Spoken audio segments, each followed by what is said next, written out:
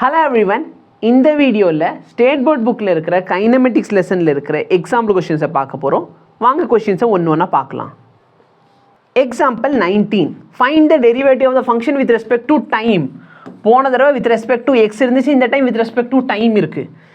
X is equal to, அதாவது போன தடவை ஃபங்க்ஷன் போன தடவை நம்ம ஈக்குவேஷனை ஃபங்க்ஷன் ஆஃப் எக்ஸு, இந்த டைம் ஃபங்க்ஷன் ஆஃப் டைம் இருக்குது. So a0 a1t plus a2t square. ஓகேவா? ஃபார்முலா என்ன? நீங்கள் டி பவர் என்ன டிஃப்ரென்ஷியேட் பண்ண போகிறீங்க, எதை பொறுத்து? டைமை பொறுத்து. ஃபார்முலா போன தடவை எக்ஸுக்கு பதில் இங்கே டி இருக்குது. என்ன பண்ணு? பவரை தூக்கி முன்னாடி போட்டு பவரை ஒன்றால் குறைச்சி விட்டுரு. இப்போ ஃபஸ்ட்டு இதான் ஃபங்க்ஷன். சரியா? சின்ன பிள்ளை மாதிரி எழுதணுன்னா நான் உட்காந்து நிறைய ஸ்டெப்ஸாக எழுதலாம், பட் உங்களுக்கு புரியும்னு நினைக்கிறேன். இதான் ஃபஸ்ட்டு ஃபங்க்ஷன். இங்கே டைம் தெரியுதா? இங்கே டைமே இல்லை. அப்போ இது மொத்தமாக என்ன ஆயிடுச்சு? கான்ஸ்டன்ட் ஆயிடுச்சு. கரெக்டாக இல்லையா? இது மொத்தமாக என்ன ஆயிடுச்சு? கான்ஸ்டன்ட் ஆயிடுச்சு. கான்ஸ்டன்ட் டிஃப்ரென்ஷியேட் பண்ண என்ன சார்? 0. நிறைய பேருக்கு மனப்பாடம் பண்ணி வச்சுருப்பீங்க, பட் எப்படின்னு தெரியாது. மேபி நான் இன்றைக்கி உனக்கு சொல்லி கொடுக்குறேன். ஏன் சார் கான்ஸ்டன்ட் டிஃப்ரென்ஷியேட் பண்ண 0 வருது? இங்கே எதுவுமே இல்லைன்னா இங்கே டி பவர் 0 இருக்குதுன்னு அர்த்தம். கரெக்டாக? இப்போ நீ என்ன பண்ணனா டி பவர் 0 டிஃப்ரென்ஷியேட் பண்ண போகிற. ஃபார்முலா என்ன?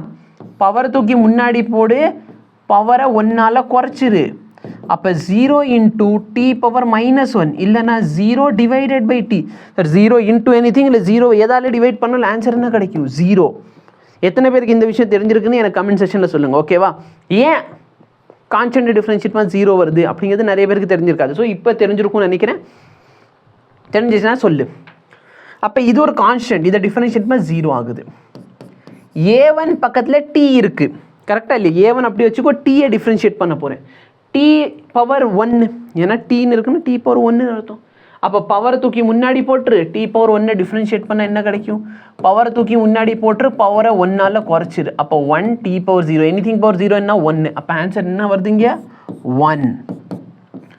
a2 டி ஸ்கொயரை டிஃப்ரென்ஷியேட் பண்ண போகிற.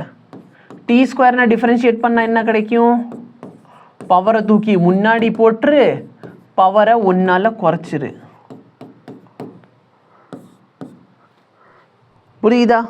அப்போ நம்மளுக்கு என்ன கிடைக்குது? a1 ப்ளஸ் a2, சாரி ஆக்சுவலாக 2a2 கிடைக்கும்ல, 2a2. ஏன்னா டி ஸ்கொயர் டிஃப்ரென்ஷியேட் 2t கிடச்சிச்சு. சப்போஸ் உங்கள்கிட்ட கேட்குறாங்க இதை திரும்பி டிஃப்ரென்ஷியேட் பண்ணி, கேட்கல, இந்த கொஷினில் கேட்கல, இந்த கொஷினை பொறுத்து இதான் உங்களோட ஆன்சர். சப்போஸ் அவங்க கேட்டால் என்ன பண்ணுவேன்? நான் இதை திரும்பி டிஃப்ரென்ஷியேட் பண்ண போகிறேன். கேட்கல, பட் கேட்டால் என்ன பண்ணுவேன்? இங்கே a1 இருக்குது, இங்கே பக்கத்தில் t இல்லை. அப்போ இதை டிஃப்ரென்ஷியேட் பண்ணால் 0, என்ன கான்ஸ்டன்ட் டிஃப்ரென்ஷியேட் 0 ஆயிரும். ப்ளஸ் 2a2 இருக்குது. டீயை டிஃப்ரென்ஷியேட் பண்ணால் என்ன ஆகும்? டீயை டிஃப்ரென்ஷியேட் பண்ணால் 1ன்னு கிடைக்கும். ஸோ செகண்ட் டெரிவேட்டிவ் கேட்டாங்கன்னா இதுதான் உங்களோட சொல்யூஷனாக இருக்கும். இது ரொம்ப சிம்பிள். நான் இவ்வளோ போட்டது விஷயம்னு ஒரு சில 11 ஸ்டூடெண்ட்ஸும் பார்த்துக்கிட்டு இருப்பீங்க. நீங்கள் நீட் ஆஸ்பிரண்ட் இல்லை ஜேஇ ஆஸ்பிரண்ட்டாக இருக்கீங்க அப்படின்னா நீங்கள் தாராளமாக பார்க்கலாம். பட் பேசிக் ஸ்டூடெண்ட்ஸ்க்கு தெரியாது, அதனால் சொல்லியிருப்பேன். பட் நிறைய நீட் ஸ்டூடெண்ட்ஸ்க்கே தெரியாது ஏன் டி பவர் 0 டிஃப்ரென்ஷியேட் பண்ண, அதாவது ஒரு கான்ஸ்டன்ட் டிஃப்ரென்ஷியேட் ஏன் 0 ஆகுதுன்னு நிறைய பேருக்கு தெரியாது. தெரிஞ்சிருந்தீங்கன்னா கமெண்ட் பண்ணுங்கள். தேங்க்யூ.